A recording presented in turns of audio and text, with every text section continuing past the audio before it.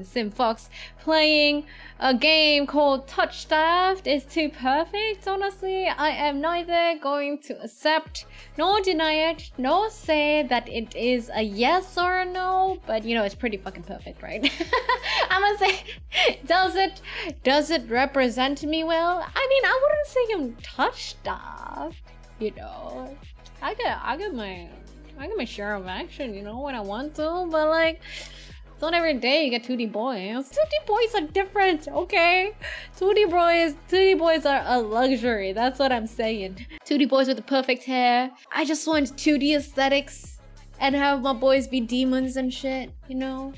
And have them be all over me without me having to do anything particularly special. I could just like stay quiet, stand there as still as a rock, and they'll be all over me. I want that experience. I need that. I have a crazy ass IRL work life, so I need that kind of respect, that kind of worship when it comes to 2D boys. Alright, let's go. Demo product. This is a demo of Touchstarved Prologue and not the finished product. Thank you. I know. Thank you, Redspring Studios, for making this avail to us.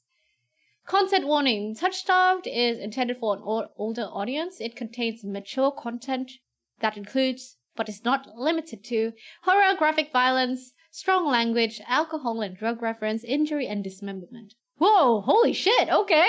I wasn't expecting this. I knew it was dark, but not this dark. Noira. Choose your pronouns. She, her. This world began to unravel long before you were born.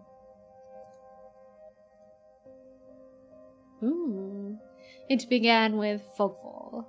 Spectral mists bled from the seams where reality wore so thin it split. I sound like an amazing narrator. And from that fog emerged monsters, inhuman beings with unnatural powers. Some possessed language and intellect, others were mindless beasts, driven by little more than the desire to slaughter. As cities fell and unrest spread, humans united in their fear while monsters thrived in the chaos. And then there's you. I'm so excited. Sorry, I can barely contain my excitement. You're not even sure if you're human. You're born cursed, with hands that alter the minds of anyone you touch. Choose your backstory. Let's go. Yo, have sounds like me. You were raised by society's outcasts, criminals who accepted you when nobody else would. Your partner in crime, a friend since childhood, helped you steal enough for a cure, then betrayed you. Bitch! They left you with only enough coin to travel to the Cenobium, your last hope. Have sharply honed a social intuition, you can survive and even thrive in the violent underbelly of any city. Use your experience with the underworld to get ahead. I'm a hound. Bark, bark. Wait, the illustration kind of looks like Adventure Time. So go 3 times and bark for me. No, bitch! No! Excuse me, you're my mod. I should be the one telling you to bark. Please. What? Shit! Hold on! Rev! Hello? Rev! Thank you for the raid! Welcome, raiders! I missed the dialogue. I could say death, it doesn't scare me, but to tell the truth, I'm desperate. It's been 2 weeks since I joined a caravan bound across the wastes. Finding a group that would accept me was a trial in itself. Iridia, the city of knowledge. One of the last bastions of humanity left in the world, and home to the famous academy called the Cenobium. If there's anywhere I'll find a cure for my curse, it's there. Is this fogfall? An eerie silence, heavy as the mist falls over us. The only warning we get is a strangled scream. Yo, that's kind of scary. Just stay back. No. The cry dissolves into wet gunk. That was nice. That was a nice touch, devs. The little pop-up of the text and like the huge ass font. I like that effect. Then the wagon violently pitches to the side. I hit the ground hard, the air punched from my lungs. When I open my eyes, adrenaline lends sudden, awful clarity to the carnage around me. Also, the writing is really good. A trader I once shared bread with lies face down in the mud, their back reduced to long strings of torn muscle, gleaming gristle, and exposed bone. Ew! Bodies litter the wasteland. Oh! I try to rise, but my ankle explodes with pain so blinding. White blooms across my vision. Only when my eyes adjust do I see the dark shape in front of me. The fuck is that? A soulless stoops over the twisted form of a caravanner. Caravan. I'm pretty sure it's caravanner. I freeze, but it swivels its head. A dozen bulging eyes twitch in my direction and blink as one. That's probably hot for someone out there, you know, so I'm not gonna judge people's kinks. There are kinks for monsters and stuff like that. The soulless lets out an ear-splitting shriek and runs at me. But right before it reaches me, the beast barrels past, vanishing into the mist. Distantly, a horse screams in the dark. I need to move now. Bitch! That boy's scared of me. Head towards the wagon. A horse screams in the dark. I need yo, I'm go to, wait, did my wagon like fucking destroy its shit? Itself? I think go to the wagon. Are we gonna die if we go to the wagon? I want to go towards the wagon. I take cover beside the wagon where the air is thick with greasy smoke. Fire eats through the gaping hull, spluttering where lantern oil mixed with brackish water. Every person I see is dead or dying, except one. Traveler says, "Oh, All-Mother, forgive us sins, guide us unto your hearth. We are worthy, we are worthy." A traveler grovels by the flames, their hands clasped above their head in fervent prayer. Suddenly, the caravan's driver bursts forth from the fog. Our eyes meet too late. Oh, he gone dead. Huh. He slams into me, knocking me to the ground and slips in a patch of mud. The soulless falls on him as soon as he slows. Bitch, I should have ran! It catches the driver by his throat and rakes his stomach with razor-sharp claws. He comes apart like wet paper, spilling intestines and viscera in a steaming tide. Fighting the urge to heave, I claw frantically through the slippery muck for a handhold. Shit! My hand catches on the jagged edge of a rib jutting up from the water. What the fuck? Bandages unfurl around the gouge, torn deep into my palm. The pain's quickly forgotten when a hand closes around my wrists. Who's that? Can you stand? The praying traveler leans over me. Oh, you know what's great about dating sims? Even the NPCs are hot. We need to run. They reach for my hand and I realize too late that my bandages have come undone. Oh, is that my cursed hand? No, don't touch me.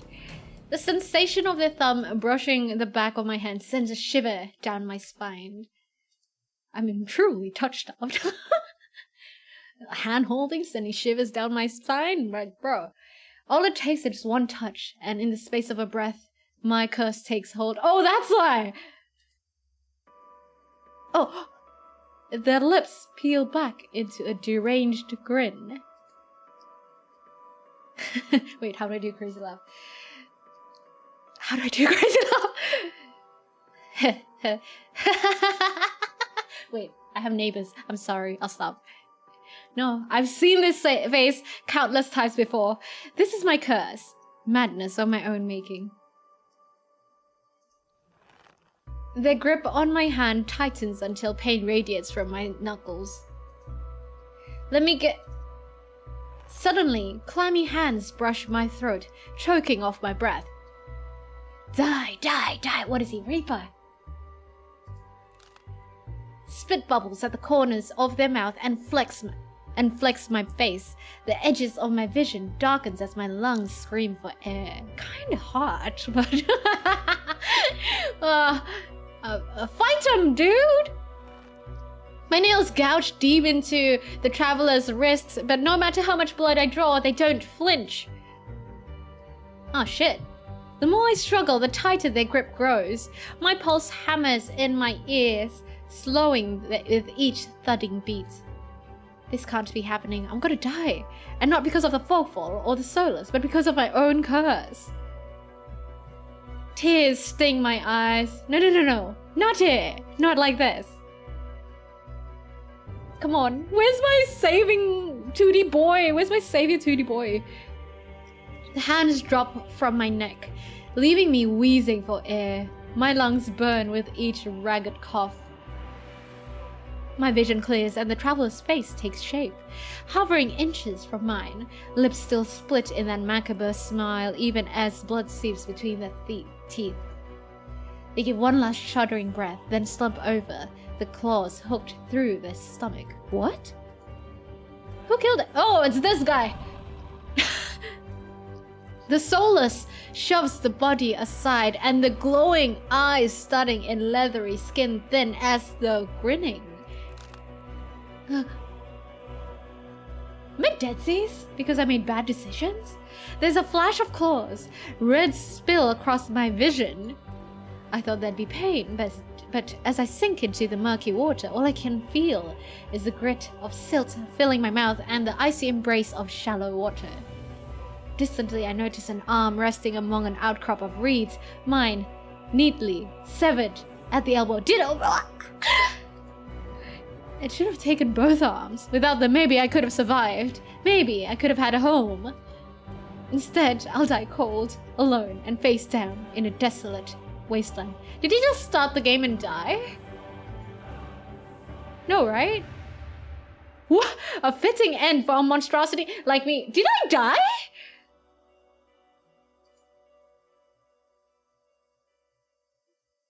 Did I die? If this is death, it's not as bad as I feared. The cold is gone, as is the choking stench of bog water. But the next moment I take a reflexive breath, air pours into my lungs, then out again in a ragged gasp. Feeling comes flooding back, warm cloth on my bare skin. Is that my heartbeat? A firm surface underneath me, a strange tang of sulfur in the air. Please let it be a hot boy, let it be a hot boy. Do not be afraid.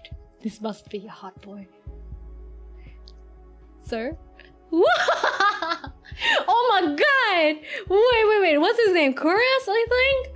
He looks like Simeon from Obey Me. I twist my head toward the voice. Tears flood my blurry vision and the brighter glow of lamplight. Try not to move. The voice is calm, steady, and commanding, but more importantly, it's a stranger's voice. Stay away from me. Thank you for the follow. Regular code. Irashai, welcome to the deep blue. My words come out in little more than a creaky whisper. I clamp my mouth shut, hating how weak and helpless I sound. No. I mean... No? Who the hell is this? Sit up, or do I lie back down? I'ma sit up, bitch. I manage to put myself up on one elbow, but my head swims and my surroundings give an alarming lurch. A stubborn patient. He's so hot. Hello? The stranger towers over my prone form. Warm light reflects off his pristine medical coat. That's a medical coat? I want to be at whatever fucking hospital that's at if that's a medical coat. I instinctively shrink back, and that's when I notice that I'm completely naked except for a thin linen sheet. Hello! Naked! Lying on a low cot, with a pair of sharp golden eyes watching my every move. The man's gaze flickers to my exposed, unbandaged hands. I plunge my hands under the sheet to hide them from the sight. Though it's too late, he must have noticed what they look like. Strange, cursed, inhuman. I brace myself for his inevitable suspicion and disgust, but his expression doesn't even flicker from that courteous smile. Where am I? Who are you? Be calm. You are safe here. Whoever this is, he clearly has no idea who or what I am. I've never been safe anywhere, with anyone. The only people I ever trusted betrayed me for a fat purse of coin. I scowl, pulling the sheet protectively around myself. Damn, I got trauma! Where are my clothes? Your clothes were torn to shreds when I found you, but I procured replacements. Sheesh! With a soft creak, he stands from his chair, giving me a better view of my surroundings. I seem to be in some sort of medical clinic. Bottles of silvery alchemical concoctions line the counters in neat rows. The air makes my nose twitch, a faint whiff of smoke, and something distinctly metallic that I can't quite place. Oh my god, he's hot! Shit! The doctor produces a large, dense bundle of cloth, which he sets at the foot of my cot. He's easily a head taller than most, and I have to crane my neck to look at him. Whisper? Want me to whisper? Fine. Could you step out? No, I'm gonna say thank you. I'm a polite bitch like that, so thank you would be nice. I should be polite if I can. See? A polite bitch. Especially since I don't know who this is, what he can do, or what he wants with me. Thank you. Oh, his hair. Damn. You're welcome. I will leave you to get dressed. I think his hair's actually better than mine. With a curt nod, he leaves through a narrow door. I hear a soft click as the lock turns behind him. An itch on my elbow stops me short. I reach down absently to rub at it, then freeze when my fingers meet a neat line of stitches. I know what I saw. That beast took my arm clean off. This is impossible.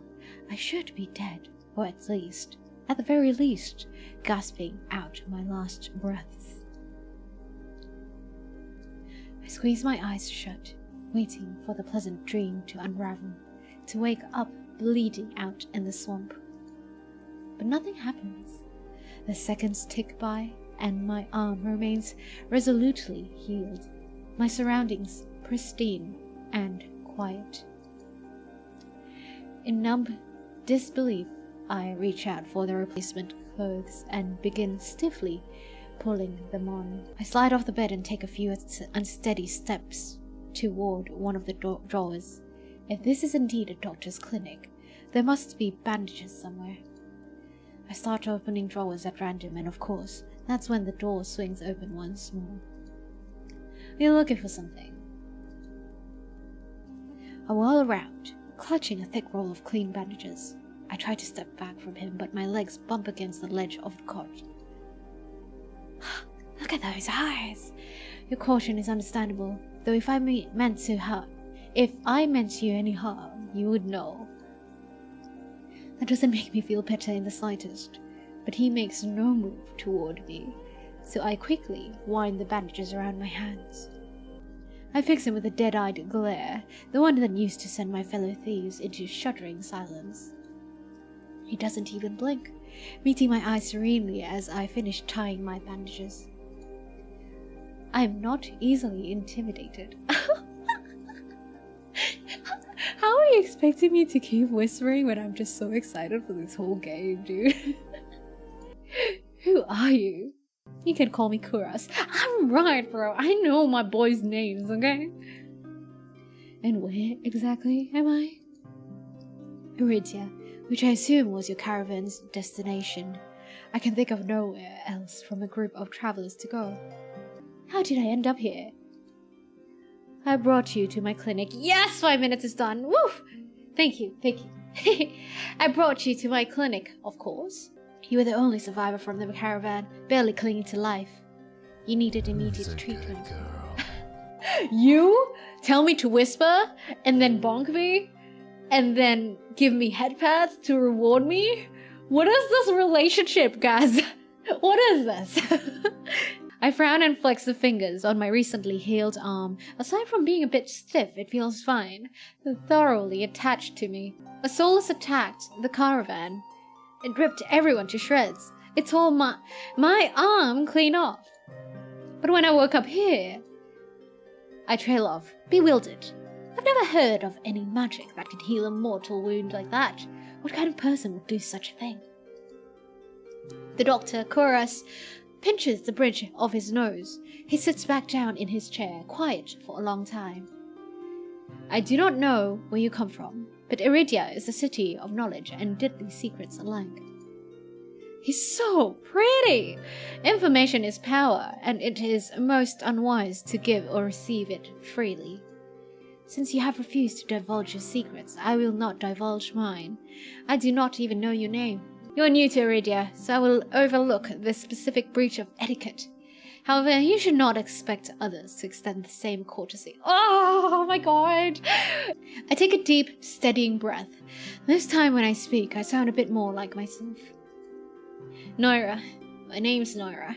This NPC fox insult escapism. It is a pleasure to meet you, Noira. There's a little more warmth in his smile, his polite demeanor back in an instant. Oh, look at that smile. Look at that smile. Thank you for saving me. I chance a smile in return, even if he won't explain how he did the impossible. There's no doubt in my mind that I'd be dead if not for Kuras. Think nothing of it. Oh, you're so sweet. I'm not sure if he's just being excessively courteous, but his words only raise more urgent questions.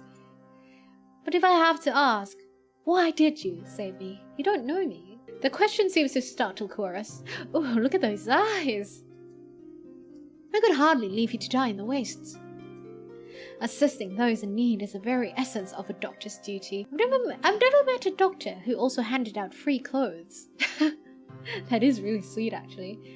My fingers find the edge of the cloak. There's a subtle but delicately embroidered pattern around the hem.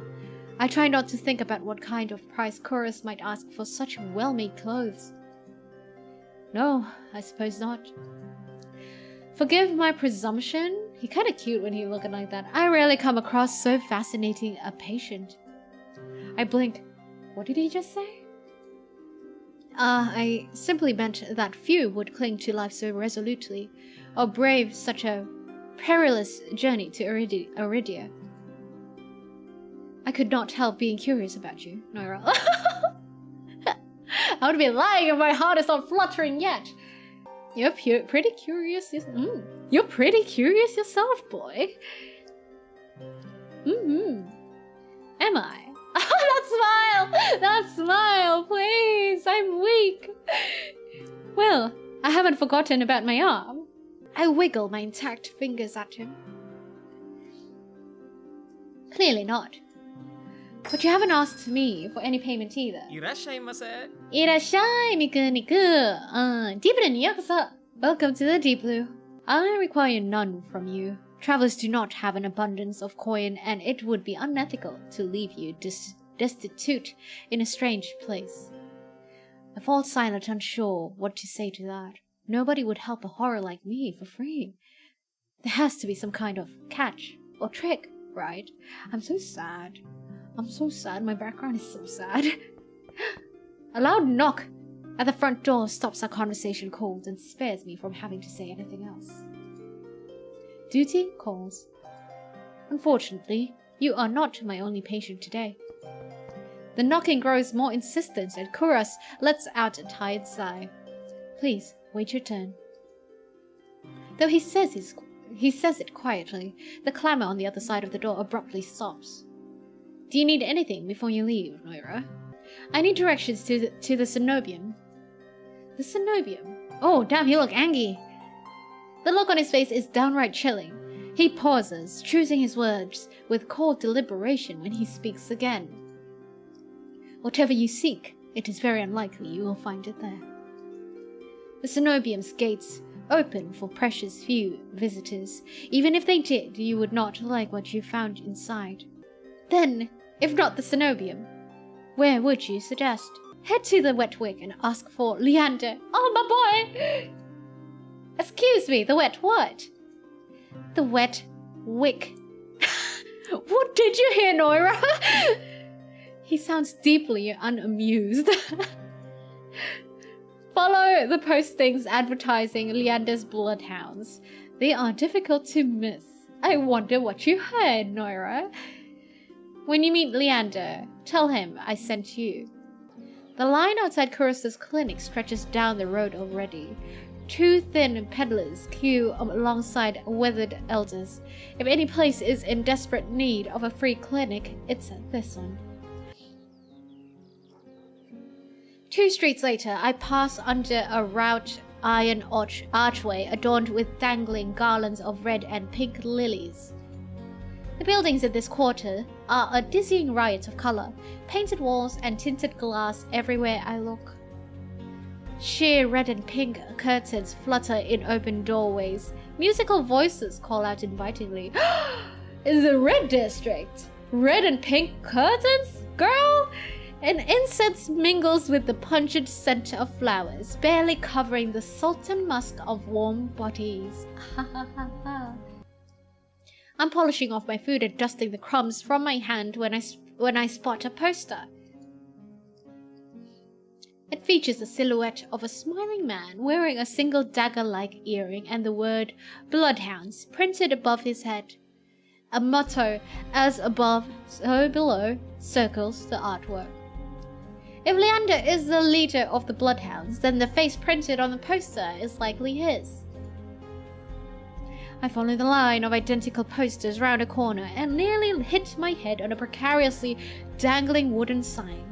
Looking up, faded orange letters, I read the wet wick.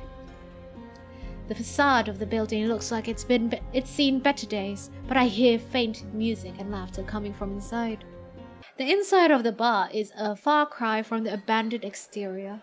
It's not even midday, yet most of the tables and booths are occupied by a loose assembly of people in matching green cloaks. Show! Show! Show! A pair of gilded boots stride across the tabletop. Gilded boots? My boy! Look at those moobas. Sheesh! Seriously, dogs. Again. Oh! The belts! The belts! Scattered laughter and cheers rise from the audience. I drag my eyes upwards. I mean, I would be focusing my eyes elsewhere, I'm not gonna lie. Oh my god, he is gorgeous. He is gorgeous. Look at those eyes. I thought Kuras' eyes were amazing, but Leander? Those eyelashes, hello? A well-dressed man stands on the table in front of me, his broad shoulders framed by the thick lapels of a trench coat. This time when he speaks, the audience falls silent, as though bewitched by his magnetic presence or rich, low voice. How do I speak in a rich, low voice? Don't blink, or you'll miss it.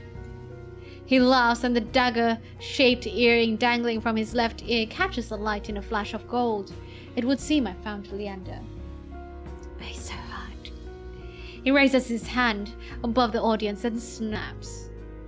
A flash of pale green light. Real magic, no ordinary stage trick, blinds me.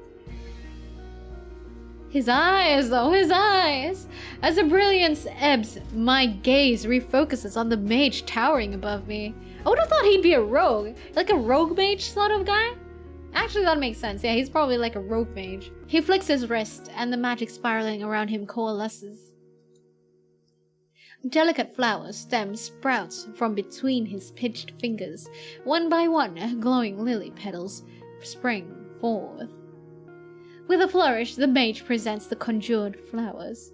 The audience bursts into clapping and cheers. Leander plucks the iridescent bouquet out of the thin air and turns in a slow circle, giving his audience a good look.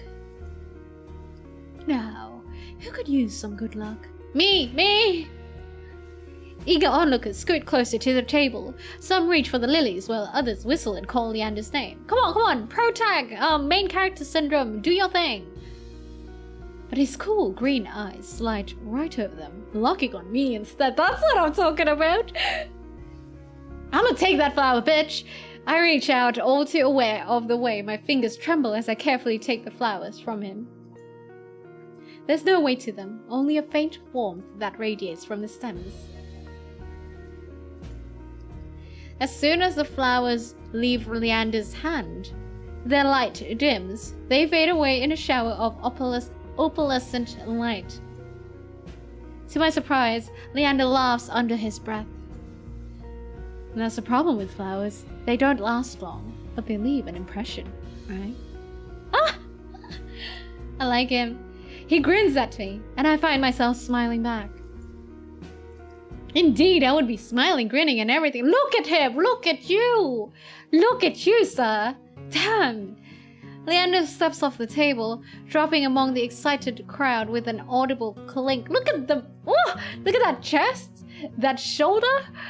Damn! I could pull the weight, put the weight of my whole life's grievances on him, dude. Alright, bloodhounds, get back to your drinks. Show's over.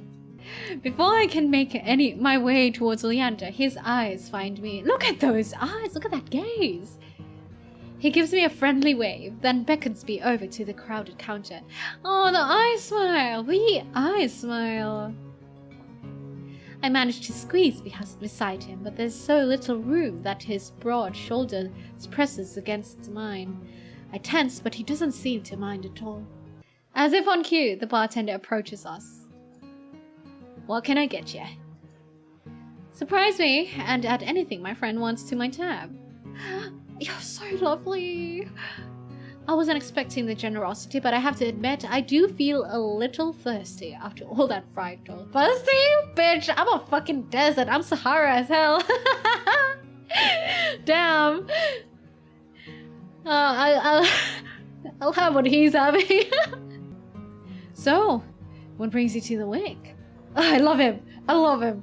I love him. He's the one. He's the one. I'm telling you, he's the one. Kuras sent me. He pushes his hair back from his forehead. Oh, but it immediately falls right back into place. So it's about work. The bartender returns with a pair of glasses filled with what I can only assume is beer. Oh, perfect. I raise my glass and give it an experimental sniff. It smells faintly yeasty, but with an undercurrent I can't quite place. I really love the writing of this though. All simping aside, the writing's great. A quick sip confirms my worst suspicions. It's awful. Somehow briny and sour in a way that reminds me of pickles. Holy... Okay, that sounds horrible. But any thought of complaining dies the moment I look up and see Leander taking a deep swig from his glass. He lets out a satisfied breath. Damn, dude! How can I be of assistance? I need to get to the cenobium. Why do they all look super hot when they looking annoyed? As soon as the word cenobium leaves my mouth, the entire bar falls silent. Bloodhounds twist around in their seats to gawk openly. Finally, an especially drunk one speaks up. The hell are you bringing up the cenobium in here? Throw him out! This is bloodhound territory. The vitriol catches me off guard. From the angry looks thrown my way, it's clear I've broken some unspoken rule just by mentioning the cenobium. When I glance at Leander, he's drinking, as though he hasn't noticed the uproar. Only when he catches me looking does he lower his glass. For the love of... He drags a hand down his face. Hey, keep it down, will you? This is business. I tense, expecting an argument. But the outspoken bloodhounds silently return to their drinks. Only a handful continue to watch me warily. Sorry about them. The cenobium's a bit of a touchy subject in these parts. Mixed in enough drinks and, well, you saw. How about we continue this outside? I'd continue this anywhere with you, baby. Kuras told you the truth. The cenobium's dangerous. He's hard. Get on their bad side and they'll imprison you if you're lucky, or torture you if you're not. But the cenobium's supposed to be a place of learning, a sanctuary. The cenobium has always been heralded as the bastion, the last bastion of human knowledge, a shining beacon of hope in a world steeped in nightmares. If any place held answers, it would be the cenobium. That's why I came here. That's what they want you to think, but things that seem too good to be true are often just that. Such a simple statement, and yet it leaves me reeling. If it's true, if I staked everything on a lie, Then what now? Hey, at least you got to meet like pretty boys. But as I always say, there's solutions to every problem and alternatives to every solution. He claps his hands and turns to me with a brilliant smile. You like my little sound effects? Touchstarved, the no autobiographies. Do you have any idea how many times people have actually said that? Fuck, dude.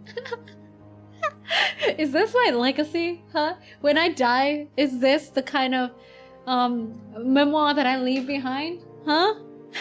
Let us help you. Whether it's hunting soulless, finding people, or recovering stolen valuables, we can do it all, and free of charge. No, it's free of charge, dude. Why? You're searching for a magical solution, aren't you? His undershirt is edgy as fuck, but I'm in love with the coat. His undershirt is... it's hot. Do you see the belts? Look, he can take off whatever's like the top part of his undershirt. Like, leave him with a black turtleneck and the coat. I will be floored on my knees, dude. On my knees.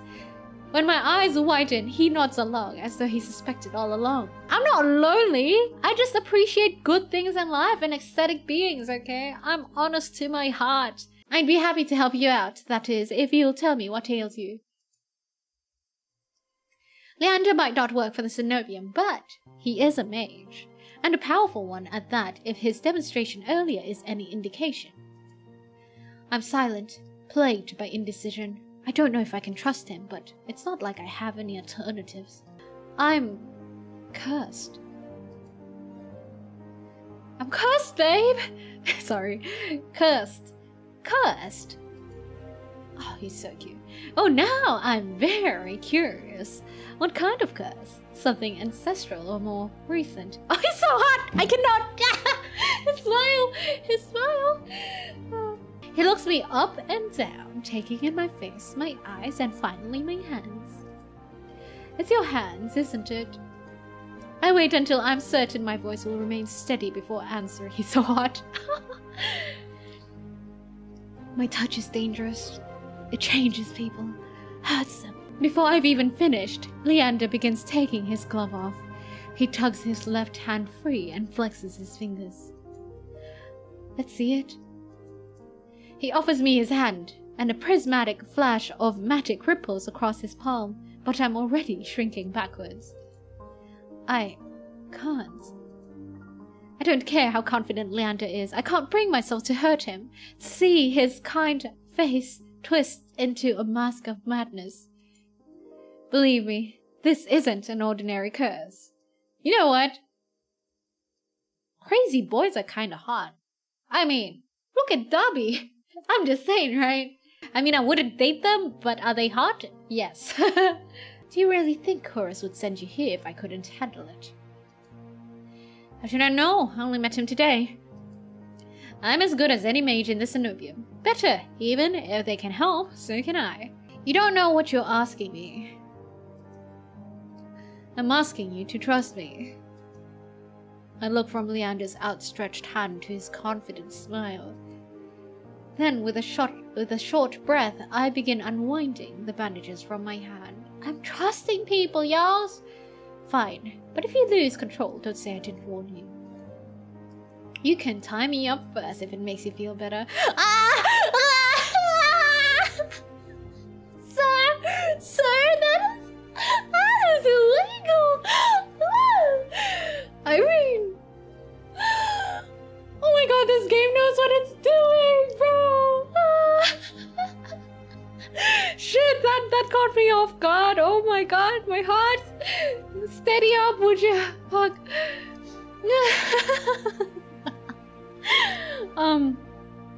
Yes, 1,000 times yes. With each joint I expose. How is my girl, like, unafflicted by this? That was, like, super effective on my ass. Jeez. With each joint I expose, I grow more and more certain that this is a terrible idea. If he's bothered by the way my hand looks, he doesn't show it. My fingers hover shakily over his palm. 3, 2, 1. Touch him? I don't know. I don't want to kill a boy. I don't want to make a boy cray, though I know like cray people be hard, but no. Do I trust? Do I trust? Do I trust? I'm a hold back. No. I can't risk it. I hesitate at the last second, but Leander does not. My boy! His hand closes tightly around mine. The instant his fingers graze mine, his expression goes blank. What happened? Leander? I try to pull away, but he won't let go. My stomach sinks, fear clutching me even harder than Leander's grip as he takes a slow, deliberate step closer. Is he gonna come in on me? His free hand rises, outstretched fingers angling towards my neck. Oh, sorry. No, you're just fine. Leander! Interesting. That's one hell of a curse. Oh my god, he's... I have a leash on me now, I think, guys. And it's Leander's. His hand lands gently on my shoulder to steady me. I didn't even realize I was shaking. I searched Leander's face for traces of madness, but his eyes remain a clear, soft green. Color rises in his cheeks, but he remains still except for the subtle nodding, bobbing of his throat. Why is he like... Why is he blushing and stuff? He's so cute. He's such a soft boy when he does that. What is happening? Neither of us speak as I trace the contours of Leander's palm, lost in an awareness I wasn't prepared for. Damn, girl, you got game. I've been with other people, kissed them, been embraced by them, and more. But not like this. What just happened? What just happened? My fingers, long deprived by years of bandaging, pick up every single detail. The grooves of his palm, the smooth shell of his nails, the pulse of his heart. She like me for real? For as long as I've lived, I've never been able to hold someone's hand, not without dire consequences. I never realized what I was missing until this moment. May I ask your name? Leander, don't do this to my heart. I'm Noira. You were right to hide this from me, Noira.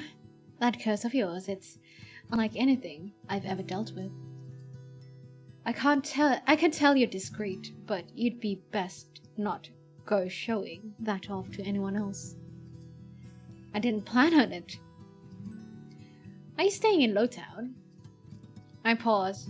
Room and board was something I hadn't considered yet. I don't know.